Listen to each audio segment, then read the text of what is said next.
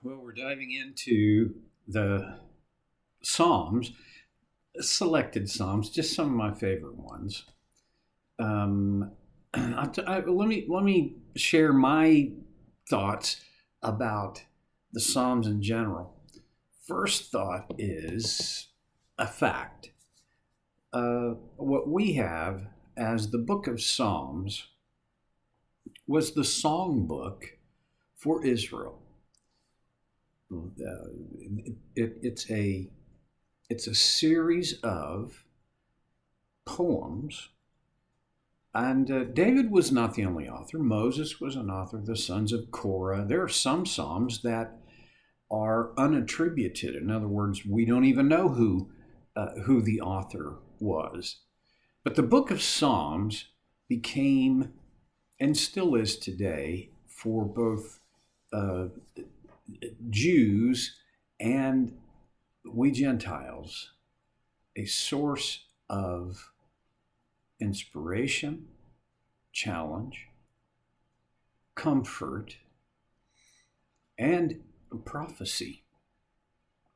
Well, I have for a long time known in my own life and have recommended it to people as the go to when times are hard. Especially when times are hard and my emotions are very unruly and they seem sometimes uncontrollable, although they only seem that way, I'm sure. Well, anyway, okay, here's why. Virtually every human emotion is written about, addressed in Psalms. Anger and frustration and abandonment, joy, satisfaction. The list would go on and on. How many emotions can you identify? Well, I'm pretty sure you can find them being expressed in the book of Psalms.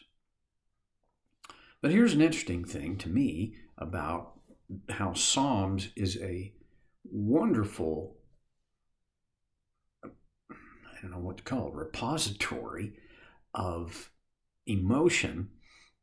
Doesn't explain emotions. And I generally speaking, it doesn't give any kind of program or approach for making emotions go away. However, there are times when the psalmist is angry, feels abandoned or rejected, or that God has turned away from him. And there are those strong emotions. And then it's like there is a tipping point within the many of these psalms where the psalmist says, "But you're my God, and I will." Many different things he will. One is, I will put my trust in you. So it's, I don't need to say really much more about the content and the whole thing about Psalms. I will say there one more thing about Hebrew poetry is unlike our poetry that depends on rhyme and meter, and I know a lot, most modern poetry has neither. But anyway, Jewish poetry depended on balance, an idea balanced by another idea, a saying that has part A and part B. Well, you may or you may not see that as we go through the Psalms that we're going to go through. Okay, enough of my windy explanation. Let's start at the beginning with Psalm 1. Oh, by the way, just point of technicality here. Psalms is not a book of chapters. It's a book of Psalms. So what we have is not Psalm chapter 1, but the first Psalm. That doesn't change the impact or the meaning, but it might give you a little something to hang on in terms of, well, again, if you ever get on Jeopardy and the category is biblical poetry. Okay. Blessed, I'm going to read the whole thing. We're going to come back and unpack it.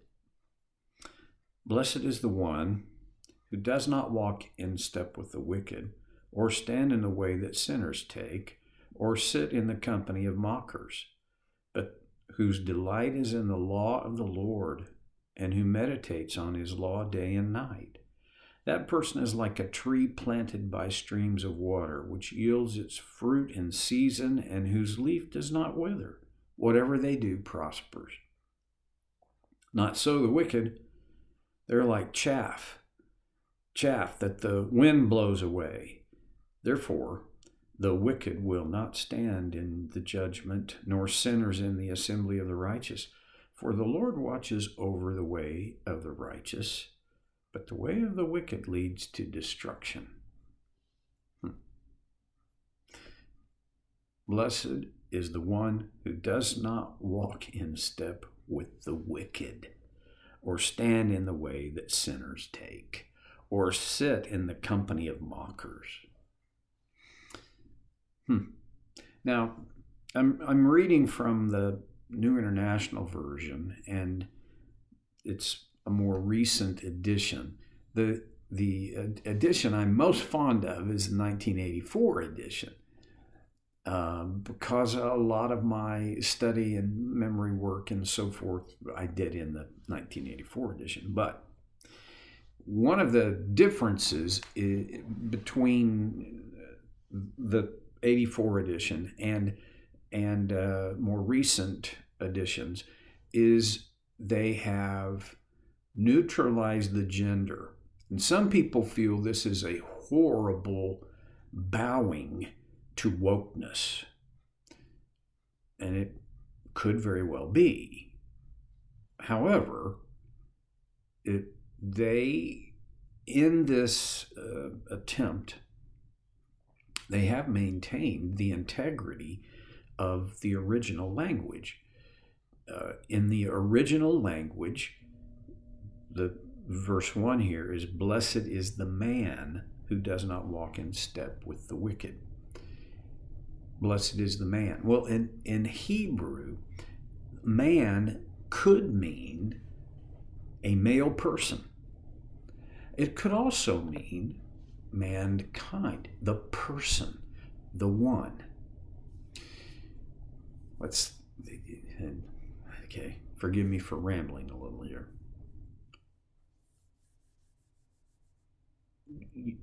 In ancient times, and in the day in which Psalm 1 was written, it was a very male-oriented, male-dominated world. Women had very limited rights. Most women couldn't read because they, unless a member of their family had educated them to read, there was no school for women or girls, females. So, that being the case, only the boys were taught to read and write.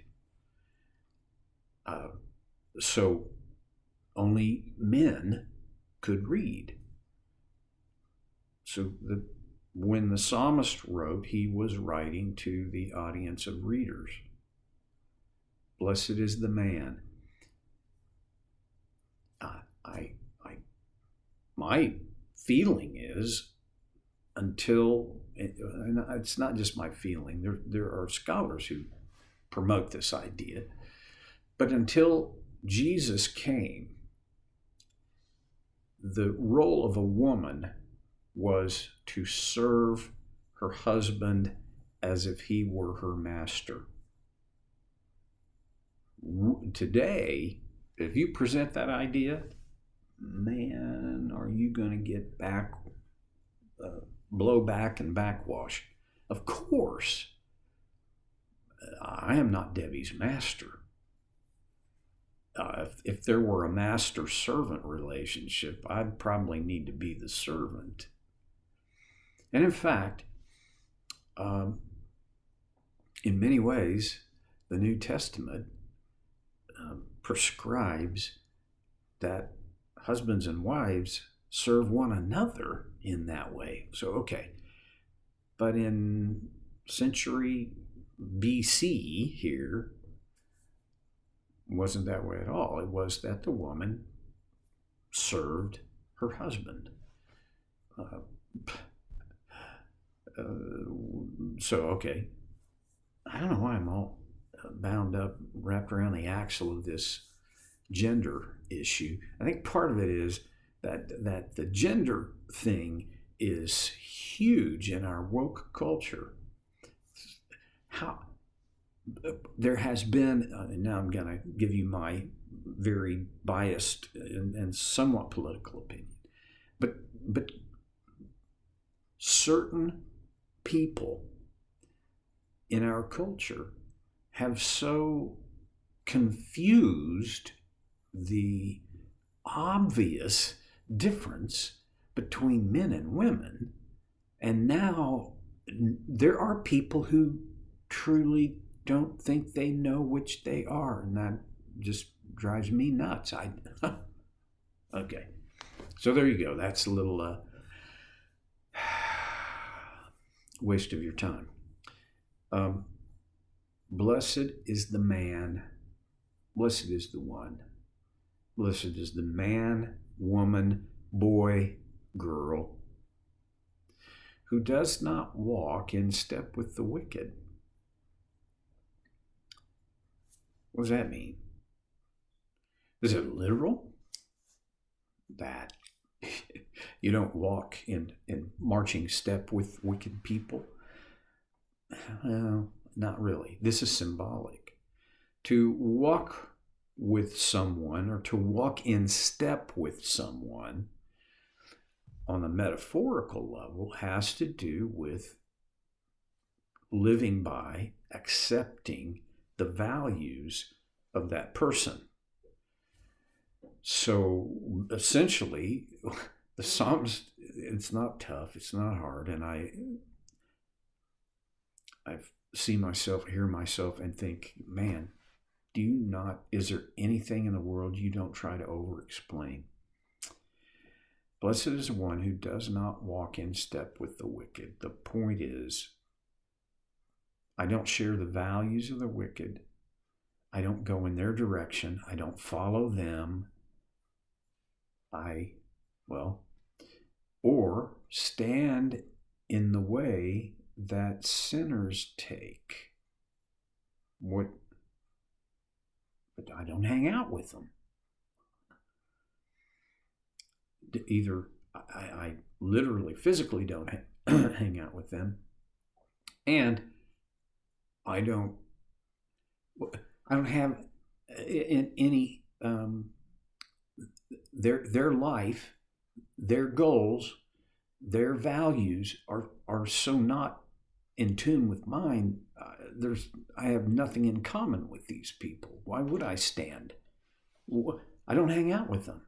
These are not my friends. Or sit in the company of mockers. Okay, he talks about the wicked, the sinner, and the mocker. Wicked. This is a pretty relative term, and yet you know wicked when you see it. The sinner, these are people who violate God's design, and the mockers. Well, we're going to come back to the mockers next time on Soul Care with Stevie Boy.